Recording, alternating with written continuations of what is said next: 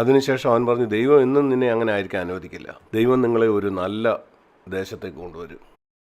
അത് താഴ്വരകളിൽ നിന്നും മലകളിൽ നിന്നും നീരൊഴുക്കും തടാകവുമുള്ള ഒരു ദേശമായിരിക്കും. അത് മരുഭൂമി പോലെ ആയിരിക്കുകയില്ല. അത് ഗോതമ്പും യവവും മുന്തിരിവള്ളിയും അത്തിവൃക്ഷവും മാതകനാരകവും ഒലിവ് വൃക്ഷവും തേനുമുള്ളൊരു ദേശമാണ്. ഇത് ദാരിദ്ര്യത്തിൽ നിന്നും സമ്പന്നതയിലേക്ക് വരുന്നതാണ്. ദരിദ്രനായ ഒരാൾ പെട്ടെന്ന് സമ്പന്നനാകുന്നു. സുഭിക്ഷിതമായി ഉപജീവനം കഴിക്കാൻ പറ്റുന്നൊരു ദേശം, ഒന്നിനും കുറവില്ലാത്തൊരു ദേശം, ഒരു മുട്ടുമില്ല, കല്ലിരുമ്പായിരിക്കുന്ന ദേശം, അത് വ്യാപാരം ചെയ്യാം, താമ്രം വെട്ടിയെടുക്കാൻ കഴിയുന്ന ദേശം. അങ്ങനെ നീ ഭക്ഷിച്ച് തൃപ്തനാകുമ്പം നിന്റെ ദൈവമായ യഹോവ നിനക്ക് തന്നിരിക്കുന്ന ഈ നല്ല ദേശത്തിന് വേണ്ടി നീ സ്തോത്രം ചെയ്യണം. ഇനിയുമാണ് ആ മുന്നറിയിപ്പ് വരുന്നത്. ഞാൻ നിങ്ങളോട് പറയട്ടെ, ഈ മുന്നറിയിപ്പ് CFCയിലുള്ള എല്ലാവരും വളരെ ഗൗരവമായിട്ട് എടുക്കണം. കാരണം ഇത് പഠിക്കാനായിട്ട് നിങ്ങൾക്ക് പഴയ നിയമത്തിലേക്ക് പോകേണ്ട ആവശ്യമില്ല. നമ്മൾ നമ്മുടെ ചുറ്റുപാടിലേക്ക് നോക്കിയാൽ അനേക വർഷങ്ങളായിട്ട് ഇവിടെ ഉണ്ടായിരുന്ന സഭകൾ അവർ തോറ്റുപോയത് ഇവിടെയാണ്. അതുകൊണ്ട് ശ്രദ്ധിച്ച് കേൾക്കുക, ഇത് ഓർത്തിരിക്കുക. നീ ധനികനായി കഴിയുമ്പം, നിനക്ക് ചിലവഴിക്കാനായിട്ട് ധാരാളം പണം നിൻ്റെ കയ്യിലുള്ളപ്പം, നീ ആഗ്രഹിക്കുന്ന നിനക്ക് വാങ്ങാം, ഇഷ്ടം പോലെ നിനക്ക് ജീവിക്കാം. അപ്പോൾ നിന്റെ ദൈവമായ യഹോവയെ നീ മറക്കാം. അവൻ്റെ കൽപ്പനകളെയും വിധികളെയും ചട്ടങ്ങളെയും നീ ആചരിക്കാതിരിക്കുക.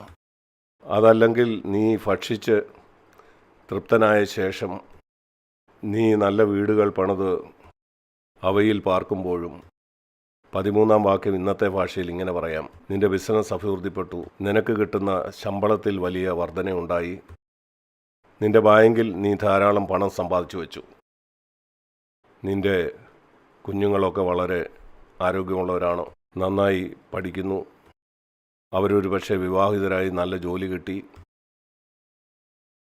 അപ്പോൾ നിന്റെ ഹൃദയം നിഗളിക്കാൻ സാധ്യതയുണ്ട്. അവർ ദരിദ്രരായിരുന്നപ്പം ഈ അപകടം ഇല്ലായിരുന്നു. അവർക്ക് പുതിയ വസ്ത്രങ്ങൾ വാങ്ങാൻ കഴിയുമായിരുന്നില്ല. എന്നും ഒരേ തരത്തിലുള്ള ഭക്ഷണം കഴിച്ചുകൊണ്ടിരുന്നപ്പം നിഗളത്തിൻ്റെയും ധാർഷ്ട്യത്തിൻ്റെയും ആ അപകടം അതുണ്ടായത് പ്രത്യേകിച്ച് അടുത്ത തലമുറയിൽ നിങ്ങളുടെ മക്കൾക്ക്. അവർ ധനികരായപ്പം, അവർക്ക് ജോലി കിട്ടിയപ്പം, അവരുടെ മാതാപിതാക്കൾ 1 കൊല്ലം കൊണ്ട് സമ്പാദിച്ച പണം അവർ 1 മാസം കൊണ്ട് സമ്പാദിക്കുന്നു. നിങ്ങൾ കേട്ടിട്ടുണ്ടോ? മാതാപിതാക്കൾ 1 കൊല്ലം കൊണ്ട് സമ്പാദിക്കുന്നത് കുഞ്ഞുങ്ങളെ 1 മാസം കൊണ്ട് സമ്പാദിക്കുന്നു. അത് സംഭവിക്കുമ്പോൾ, അത് സംഭവിച്ചുകൊണ്ടിരിക്കുകയാണ്. ആ സമയത്താണ് നമ്മൾ ശ്രദ്ധിക്കേണ്ടത്. നീ ബുദ്ധിമുട്ടുന്ന ആ കാലഘട്ടത്തിലല്ല. അല്ല, ആ കാലത്ത് നീ ദൈവത്തോട് ഒട്ടി നിന്നു. ആ കാലത്ത് നിങ്ങൾക്ക് സിനിമ കാണാനുള്ള സമയമുണ്ടായിരുന്നില്ല. കാരണം ജീവിതം ഒരു പെടാപ്പാടായിരുന്നു. മാസം തോറും ഇൻ്റർനെറ്റിന് പൈസ കൊടുക്കാൻ നിൻ്റെ കയ്യിൽ കാണുകയില്ല. അന്ന് ഇൻ്റർനെറ്റ് ഇല്ലായിരുന്നു. എന്നാൽ ഇപ്പം നീ സമ്പന്നനാണ്. നിനക്കിഷ്ടമുള്ളത് വാങ്ങാം. നിൻ്റെ വീട്ടിലെ സുഖസൗകര്യങ്ങൾ, അവിടെ ദൈവം ഒഴികെ ആരും നിന്നെ കാണുന്നില്ല. നിനക്കിഷ്ടം പോലെ ജീവിക്കാം. സൂക്ഷിക്കുക. പാപകരമായ ആ ജീവിതത്തിൽ നിന്ന് നിന്നെ പുറത്തു കൊണ്ടുവന്ന് നിന്റെ ദൈവമായ കർത്താവിനെ നീ മറന്നു. 2 പത്രോസ് 1 ഇപ്രകാരം ഒരു വാക്യമുണ്ട്. ഞാനത് എൻ്റെ വാക്കി പറയാം. ഏത് പാപകരമായ ജീവിതത്തിൽ നിന്നാണ് ദൈവം നിന്നെ രക്ഷിച്ചതെന്ന് നീ മറന്നാൽ നീ ആത്മീയമായിട്ടൊരു അന്ധനാകും. വായിച്ചു നോക്കൂ. 2 പത്രോസ് 1. ഞാൻ ചിന്തിക്കുന്ന 9-ാം വാക്യത്തിലോ മറ്റോ ആണ്. ഏതെങ്കിലും സമയത്ത് നിങ്ങൾ മറക്കുകയാണ് എത്ര അഗാധമായ പാപത്തിൽ നിന്നാണ് ദൈവം നിങ്ങളെ രക്ഷിച്ചെന്നുള്ള കാര്യം. അത് മറക്കുമ്പോൾ ആത്മീയമായി നീ ഒരു അന്ധനായിത്തീരും. അത് ധാരാളം ആളുകൾക്ക് സംഭവിച്ചുകൊണ്ടിരിക്കുകയാണ്. ആ തകർച്ച അത് പോയി. അത് നിഗളത്തിൻ്റെ ഒരു ലക്ഷണമാണ്. ധാരാളം ചെറുപ്പക്കാരിൽ ഞാനത് കണ്ടിട്ടുണ്ട്. കുഞ്ഞുങ്ങളിൽ, മാതാപിതാക്കളിൽ കുഞ്ഞുങ്ങളായിരിക്കുമ്പോൾ തന്നെ അവർ വളർന്നു വന്നത് ഈ CFC സഭകളിലാണ്. എന്നാൽ ഇന്ന് അവരെവിടെയാണ്? ഞാൻ ദൈവത്തിന് നന്ദി കരയറ്റുന്നു. എല്ലാവരും അങ്ങനെയല്ല, ചിലരെ ഞാൻ കണ്ടിട്ടുണ്ട്. ശിശുവായിരുന്നപ്പോൾ മുതൽ ഇവിടെ വളർന്നു വന്ന ചെറുപ്പക്കാർ, അവർ താഴ്മയുടെ മാതൃകകളാണ്. അവരവരുടെ സമ്പത്തിനാലും ശമ്പളം കൊണ്ടും പിടിക്കപ്പെട്ടവരല്ല. അവർ വിദ്യാഭ്യാസമുള്ള ഉയർന്ന നിലയിലുള്ള ആളുകളോട് മാത്രമല്ല ഇടപെടുന്നു, അവർ സാധുക്കളോടുകൂടെ ഇടപെടുന്നു, വിദ്യാഭ്യാസം കുറഞ്ഞവരോട്. നിങ്ങളിൽ പലരും ഉയർന്ന നിലയിലുള്ള ജോലി ചെയ്യുന്നവരാണ്.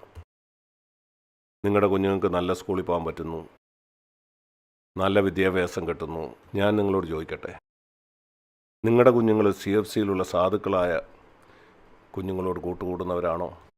കോൺഫറൻസുകൾ നടക്കുമ്പോൾ നിങ്ങളുടെ മക്കൾ ഗ്രാമങ്ങളിൽ നിന്ന് വരുന്ന സാധുക്കളായ ആളുകളോട് ഇടപെടുന്നവരാണോ? തമിഴ്നാട്ടിൽ നിന്ന് പ്രത്യേകിച്ചും. നിങ്ങളോട് തന്നെ ചോദിക്കുക, നിങ്ങളുടെ മക്കളെ നിങ്ങൾക്ക് രക്ഷിക്കണോ? അതോ ധാർഷ്ട്യവും നിഗളവുമുള്ള മക്കളെ വളർത്താനാണോ നിങ്ങൾ ആഗ്രഹിക്കുന്നത്? അവരെപ്പോഴും ഉയർന്ന നിലവാരമുള്ള മാന്യന്മാരോട് മാത്രമേ ഇടപെടത്തുള്ളൂ. അതിവിടെ സംഭവിക്കുന്നത് ഞാൻ കണ്ടിട്ടുണ്ട്. തമിഴ്നാട്ടിൽ നിന്ന് വരുന്ന സാധുക്കളോടല്ല, വിദേശികളോട് സംസാരിക്കാനാണ് അവർക്ക് താല്പര്യം. ശരി, ഞാൻ പോയി അവരെ തടയത്തില്ല. ഞാൻ ചിന്തിക്കുന്നു, ഇത് മനസ്സിലാക്കത്തോളം നാം നമ്മുടെ സഭയിൽ സംസാരിക്കുന്നുണ്ട്. നമ്മൾ ഇത്രേ പറയുന്നുള്ളൂ, ചെവിയുള്ളവൻ കേൾക്കട്ടെ. നിങ്ങൾക്ക് അങ്ങനെ നിങ്ങളുടെ മക്കളെ വളർത്തണോ, അങ്ങനെ തന്നെ ആയിക്കൂ. എന്നാൽ ഞാൻ ഇതും പറയാം, ദൈവവചനത്തിന് മാറ്റമില്ല. നിങ്ങളുടെ മക്കളെ നിങ്ങൾ എങ്ങനെ വളർത്തുമോ? എൻ്റെ വാക്ക് നിങ്ങൾ കേട്ടോ. സദൃശ്യവാക്ക് 22:6. അവനോ അവളോ വെറുതെ ആയി തീർന്നാലും അവർ അത് വിട്ടുമാറുകയില്ല. നിങ്ങളുടെ കുഞ്ഞുങ്ങൾ നാശത്തിലേക്ക് പോകുന്നത് നിങ്ങൾ കണ്ടാൽ നിങ്ങൾക്ക് ഉറപ്പാക്കാം, നിങ്ങളവരെ അങ്ങനെയാണ് വളർത്തിയത്. അവരുടെ ബാല്യം മുതൽ ആത്മീയ കാര്യങ്ങൾ അവർക്ക് ഗൗരവമില്ലെന്ന് നിങ്ങൾ കണ്ടാൽ, ലോകത്തിൻ്റെ കാര്യങ്ങളാണ് ഇന്ന് അവർക്ക് പ്രധാനപ്പെട്ടതെങ്കിൽ അതിന് കാരണം നിങ്ങൾ അവരെ അങ്ങനെ വളർത്തിയതാണ്. ഞാൻ നിങ്ങളെ കുറ്റപ്പെടുത്തുകയല്ല. ദൈവം നമ്മെ ആശ്വസിപ്പിക്കുന്ന ദൈവമാണ്. എന്നാൽ നിങ്ങൾ മാനസാന്തരപ്പെടണം. എൻ്റെ അടുക്ക് വന്ന ആളുകൾ പറയാറുണ്ട്, സഹോദരൻ എൻ്റെ മക്കൾക്ക് വേണ്ടി പ്രാർത്ഥിക്കണം, അവർ നാശത്തിലേക്ക് പോവുകയാണ്.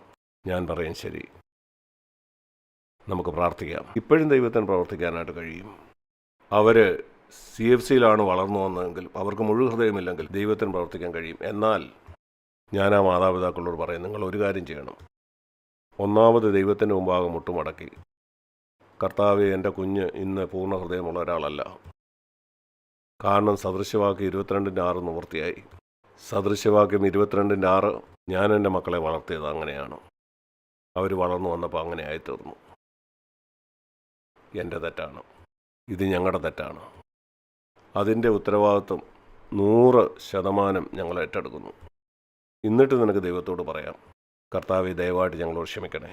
കർത്താവെ, ഇപ്പോഴെങ്കിലും അവരെ പൂർണ്ണ ഹൃദയമുള്ള ശിഷ്യന്മാരാക്കി അവിടെ തീർക്കണേ. നീയും ഭാര്യയും തുടർന്ന് പ്രാർത്ഥിച്ചുകൊണ്ടിരിക്കുക. അവർക്ക് വ്യത്യാസം ഉണ്ടാകുന്നതുവരെ ഒരത്ഭുതം നടക്കുന്നത് നീ കാണും. എന്നാൽ അത് തുടങ്ങുന്നത് നീ സത്യസന്ധമായിട്ട് നിൻ്റെ പരാജയത്തെക്കുറിച്ചും നിൻ്റെ പാപത്തെക്കുറിച്ചും ഏറ്റുപറയുമ്പോഴാണ്. എന്നാൽ നീ പറയുകയാണ്, അത് ഇതുകൊണ്ടാണ് ലോകം മോശമാണ്, അവരുടെ മോശം കൂട്ടുകാർ കാരണമാണ്. നിങ്ങൾ പറയും, എന്ത് ചെയ്യാൻ, ചില കുഞ്ഞുങ്ങളൊക്കെ അങ്ങനെയാണ്. ശരി, എനിക്കൊന്നും പറയാനില്ല. ആ ന്യായവിധി നാളിൽ നീ കർത്താവിൻ്റെ മുമ്പിരിക്കുമ്പം നീ എന്തു പറയും? വരുന്ന 50 കൊല്ലം നിനക്ക് നീതീകരിച്ചുകൊണ്ടിരിക്കാം. എന്നാൽ അവസാന നാളിൽ നീ കർത്താവിനോട് എന്തു പറയും?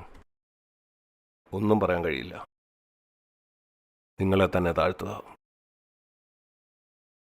നാം ആവർത്തന പുസ്തകം 8:15 പ്രകാരം വായിക്കുന്നുണ്ട്, അഗ്നിസർപ്പവും തേളും വെള്ളമില്ലാത്ത വരൾച്ചയും ഉള്ള വലിയതും ഭയങ്കരവുമായ മരുഭൂമിയിൽ കൂടെ നിന്നെ കൊണ്ടുവന്നു. ആ നാളുകളിൽ നീ പിന്മാറ്റത്തിലേക്ക് പോയില്ല. നിന്നെ താഴ്ത്തേണ്ടതിന് അവൻ നിനക്ക് മന്ന തന്നു. ഇപ്പോൾ നിങ്ങൾ ആ കനാനിലേക്ക് പ്രവേശിക്കുകയാണ്. നീ സമ്പന്നനാകാൻ പോവുകയാണ്. നീ പറയുന്നത് എൻ്റെ ശക്തിയും എൻ്റെ കൈയുടെ ബലവും ഈ സമ്പത്ത് ഉണ്ടാക്കിയെന്നാണോ? നീ ഇതാണോ പറയുന്നത്? ഞാൻ കഠിനാധ്വാനം ചെയ്ത് എനിക്ക് ബുദ്ധി ഉണ്ടായിരുന്നു, ഞാൻ ഈ പണമൊക്കെ ഉണ്ടാക്കി. അതുകൊണ്ടാണ് കമ്പനി എനിക്ക് പ്രൊമോഷൻ തന്നത്.